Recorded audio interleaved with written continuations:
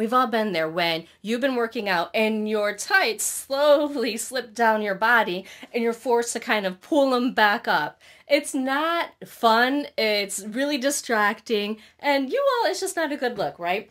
So I've actually found a couple of really great techniques that I like to incorporate into my tights when I wake them, and specifically into that waistband, so that way my tights don't slip down my body anymore. It doesn't matter if you have pockets in your waistband. It doesn't matter if you're using an ultra high waistband or a regular sized waistband. This trick is going to stop your tights from sliding down your body. And you can use any sewing pattern that you like. You only need to deal with the waistband for this tutorial. So first you're going to need the waistband from the sewing pattern that you're going to be making up. My favorites tend to be from Green Style Creations, or Sedana Patterns also has a really good tights pattern. Everything I'm discussing is going to be in the description box right down there so you can find it easily. But you can use this trick on any pattern, trust me. So cut out the waistband pieces in the fabric that you're going to be using for your leggings because you're going to need them for this tutorial. You're also going to need 1/4 inch elastic. I actually like to use this really kind of stretchy soft stuff right here. This stuff works really nice for me. I like how stretchy it is. It doesn't feel real confining around the waist. You can also use this clear 1/4 inch elastic. If you use this stuff, you may want to pre-stretch it before you use it because this can feel a little restricting around your waistline, but use what you have. The other really important thing that you're going to need is power net. Now, power net and power mesh are actually a little different. And throughout this video, you're going to hear me reference the actual material, the actual fabric, as power mesh. However, it is a power net.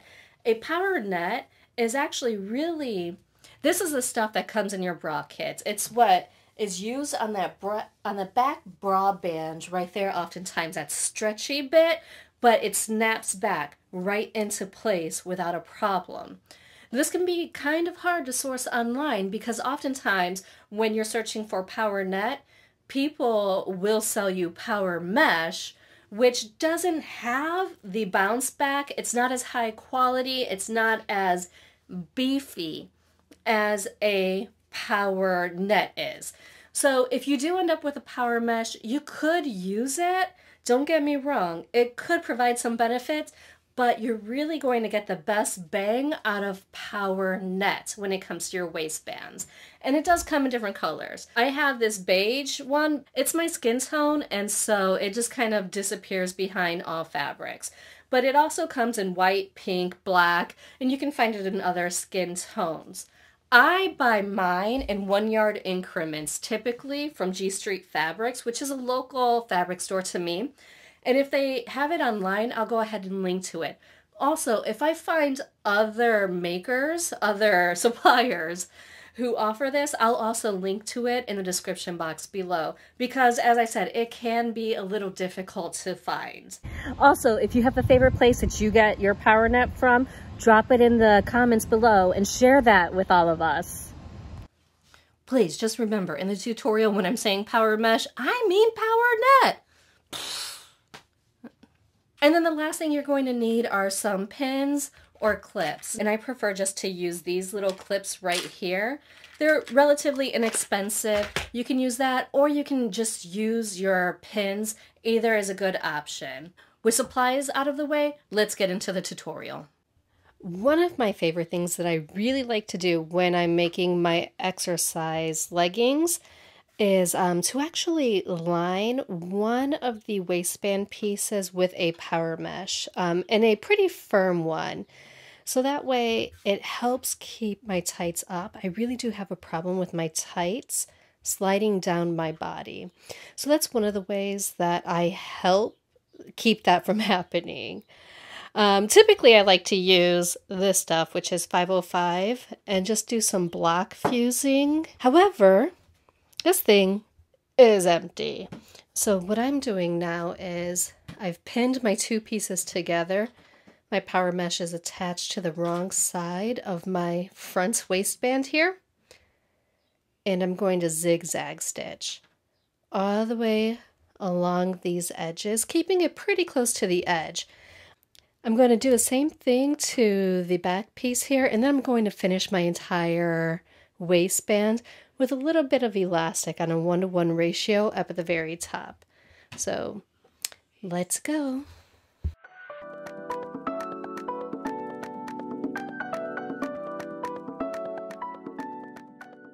And when it's all done, this is what I end up with. I've got the zigzag stitching along the edges here so that my entire power mesh is attached to my fabric. In this case, I'm using the donut fabric. I'm going to use this as the inner waistband. It doesn't really make a difference at all which piece you use it for. So now I have two pieces of my waistband, and I have attached them at the side seams, both of them. So this is the one that is flipped wrong side out, and this one is right side out, of course. So now I need to actually attach these cool little babies together. So what I'm going to do is slip one inside the other here so that my right sides are facing. So now I'm going to take this over to my serger and sew the top together, and then I'll bring it back for the elastic. So now it is all attached. There's the right side, so when it's flipped to the right side, that's what it's going to look like. However, I do want to make sure that I put my 1/4 inch elastic in on that seam allowance. When I attach the 1/4 inch elastic, I'm going to make sure that I'm not sewing past my seam allowance here. I want to make sure that it is a 1-to-1 ratio all the way around the waistband, and I'm going to zigzag stitch on my regular sewing machine. You could serge this on if you feel confident enough to do that. I'm just going to go ahead and take this over to my sewing machine and attach.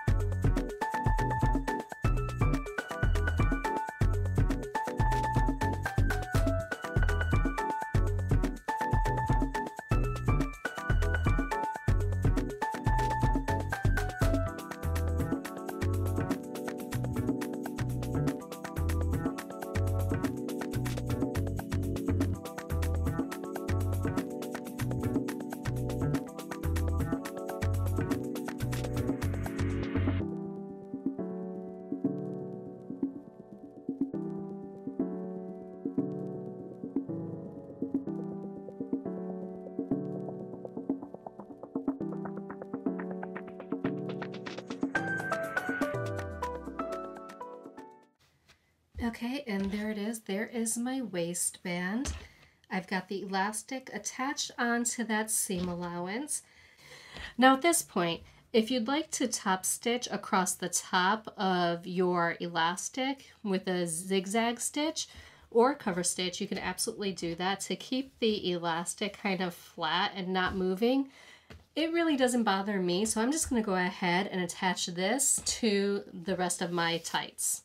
And after you've attached your waistband to your leggings, give them a try. Put them on, do all the squats, you all. This hack is going to change your exercise gear. And if you're not reaching for your own me-made tights over any store-bought ones, I would be shocked. Let me know in the comments below if you're going to try this hack, and if you have, what are your thoughts on it? And until next time, I sincerely hope that you find joy and have a wonderful day.